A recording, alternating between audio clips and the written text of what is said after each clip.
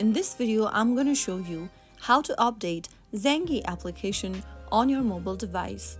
To update the Zangi application on your device, first of all, make sure that your device is connected to a stable internet. Now, go ahead and open your Google Play Store if you're on Android. If you're using iOS device, open your App Store. In the search box appearing at the top, type in Zangi. Once you find the Zangi private messenger application, look for the update button in the info section. If you see the update button, tap on it to download the latest version of Zangi.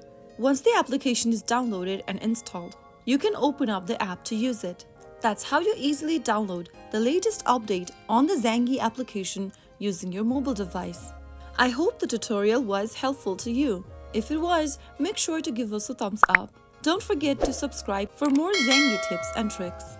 I will see you again in the next episode. Thank you for watching.